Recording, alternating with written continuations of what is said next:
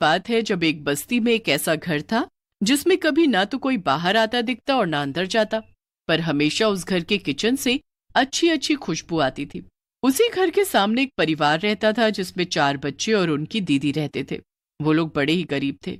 उनकी दीदी उन बच्चों के लिए भीख मांगकर खाने को लेकर आती थी, तब जाकर वो अपना पेट भर पाते थे, पर कभी कभी तो उनको भूखा भी सोना पड़ता था। एक दिन ऐसा ही हुआ जब उन बच्चों की दीदी रात तक घर नहीं लौटी और बच्चे भूख से बिलख रहे थे। अभी तक दीदी नहीं आई। आज तो हम सुबह से भूखे हैं। हाँ भाई, और ऊपर से ये सामने वाले किचन से इतनी अच्छी खुशबू भी आ रही है। वो तो हमेशा ही आती है, पर खुशबू से थोड़ी हमारा पेट भरेगा। हाँ सही बात है, अब तो दीदी के आने का इंतजार करो बस। एक काम करता हूँ, सामने जाकर एक बार आज जाकर देख ही आता हूँ कि आखिर इस घर में कौन है जो कभी दिखता तो है नहीं, पर खुशबू इतनी अच्छी आती रहती है। आखिर वहाँ कौन बनाता है इस सामने वाली किचन में? चल पागल है क्या, चुपचाप यहीं रह। क्या पता कोई खड़ूस औरत रहती हो और तुमको भगा दे। भगा दिया तो भगा दिया, क्या फर्क पड़ता है। पर एक बार कोशिश तो करने दो। सोचो, अगर उन्होंने कुछ खाने को दे दिया तो? दीदी तो हमेशा वही रोटी सब्जी देती है। क्या पता आज कुछ बढ़िया सा खाने को मिल जाए। पप्पू हिम्मत करके सामने किचन की खिड़की के बाहर जाकर खड़ा हो जाता है। किचन से खटर पटर की खूब तेज तेज आवाज आ रही होती है। पप्पू अंदर झांक कर देखता है पर उसे कोई दिखाई ही नहीं देता। फिर से बर्तनों की आवाज आती है। पप्पू को समझ नहीं आता, इसलिए वो जोर से आवाज देता है। पप्पू की आवाज लगाते ही किचन से आवाज आनी एकदम बंद हो जाती है, पर फिर भी खिड़की से कोई नहीं झांकता। अब पप्पू ठान ही लेता है कि वो आज अंकल से बात करके ही जाएगा, और इसलिए वो घर में चुपचाप घुस जाता है। जब पप्पू घर के अंदर का नजारा देखता है तो उसके होश उड़ जाते हैं। वहां तो ऐसा लग रहा था जैसे मानो सालों से वहां कोई आया भी ना हो। अरे, ये घर कितना अजीब है। यहाँ कोई रहता भी है? घर की हालत देखकर तो लग रहा है जैसे सालों से घर बंद पड़ा हो। खैर, मुझे क्या, मुझे तो किचन में जाना है। पप्पू इधर उधर ढूंढता हुआ किचन में पहुंच जाता है। किचन में एक आदमी पीठ करके खड़ा हुआ होता है जो गैस पर कुछ पका रहा होता है। Uncle, uncle. पप्पू की आवाज सुनकर वो आदमी जैसे ही पलटता है, पप्पू वहीं जमीन पर गिर जाता है और जोर जोर से रोने लगता है। भूत, भूत, बचाओ, माँ बचाओ। क्या हुआ बच्चे? तुम मुझसे डर क्यों रहे हो? क्योंकि आप एक भूत हो। भूत से नहीं डरूंगा तो किससे डरूंगा? हम्म, पर मैंने तो तुमको डराया ही नहीं। नहीं नहीं, आपने मुझे अभी डराया है। प्लीज मुझे जाने दो। पर मैंने तो तुमको रोका भी नहीं है। तुम मुझसे डरो मत। मैं तुमको कोई नुकसान नहीं पहुंचाऊंगा। नुकसान नहीं पहुंचाओगे? ऐसा कैसे हो सकता है? भूत तो इंसान को मार देते हैं और उनको खा भी जाते हैं। हाँ, पर वो बुरे भूत होते हैं। मैं बुरा भूत नहीं हूँ, और मैं तुमको क्यों खाऊंगा? देखो, मेरे किचन में देखो कि वहाँ कितना कुछ है खाने को। तो मैं तुमको या किसी को भी क्यों खाऊंगा? क्या? सच में? भूत उस बच्चे को अपने किचन के अंदर लेकर जाता है और वहां पूरे किचन में तरह तरह के पकवान और मिठाई देखकर पप्पू की आंखें चमक उठती हैं।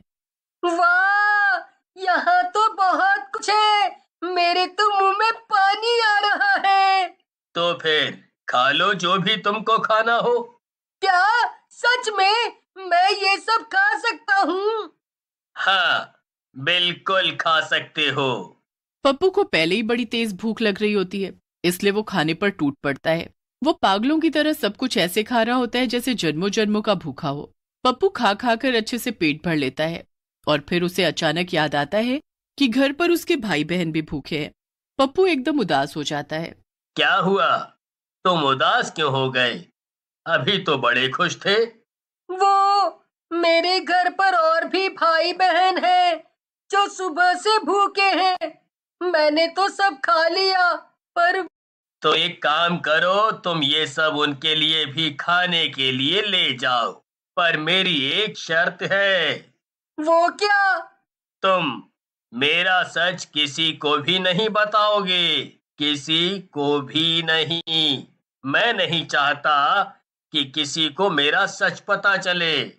ठीक है, मैं आपसे वादा करता हूँ कि मैं आपके बारे में किसी को नहीं बताऊंगा, अपने भाई बहन को भी नहीं।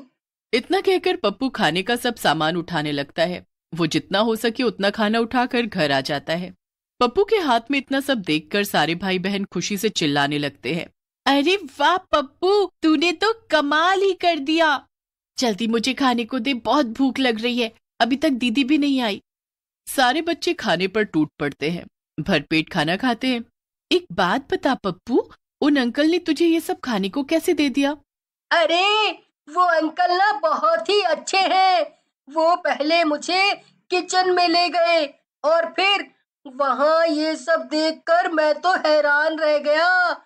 फिर उनको जैसे ही मैंने बताया कि मैं सुबह से भूखा हूँ, तो उन्होंने मुझे बड़े प्यार से बोला कि जो खाना है खा लो। अरे वाह, इतने अच्छे अंकल हमारे घर के सामने रहते हैं और हम कभी उनसे मिल भी नहीं पाए। चलो हम उनको थैंक यू बोलकर आते हैं।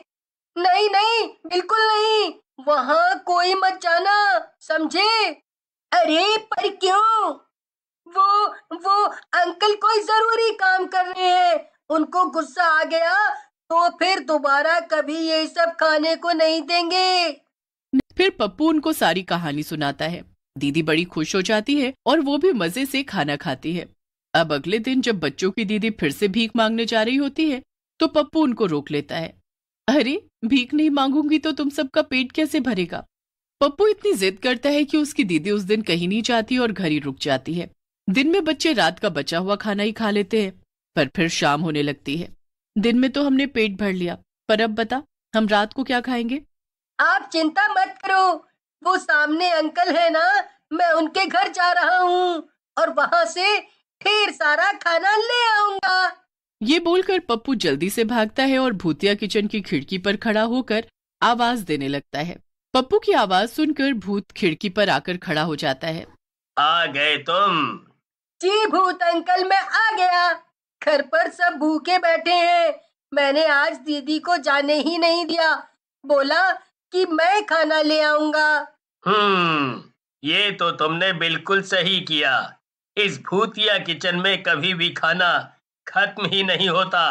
मुझे खाना बनाना बहुत पसंद है, इसीलिए तुम कभी भी आकर इस भूतिया किचन से खाना ले जा सकते हो। ठीक है भूत अंकल, पर क्या मैं आपसे एक बात पूछूं? हाँ बेटा, पूछो। आप भूत कैसे बन गए? अरे बस ये भी एक कहानी है। मैं मरने से पहले एक बहुत बड़े होटल में शेफ हुआ करता था, पर एक दिन होटल में आग लग गई और मैं मर गया। मेरा हमेशा से सपना था कि मैं अपना रेस्टोरेंट खोलूं, जिसमें हफ्ते में एक दिन मैं गरीब लोगों को मुफ्त में खाना खिलाऊं, पर सब सपना ही रह गया। ये तो बड़े दुख की बात है। भूत फिर अपने भूतिया किचन से पप्पू को ढेर सारा खाना दे देता है, जिसे लेकर वो घर आ जाता है और सब भाई बहन मिलकर भरपेट खाना खाते हैं और सो जाते हैं। फिर एक दिन पप्पू की तबीयत बहुत ज्यादा खराब हो जाती है। उसे बहुत तेज बुखार हो जाता है। पप्पू को तो तेज बुखार है, वो अभी तक सो रहा है। एक काम करो, तुम में से कोई और जाकर खाना ले आओ। एक काम करती हूँ दीदी, मैं जाकर खाना ले आती हूँ। ठीक है, तुम चली जाओ और राजू को साथ ले जाओ।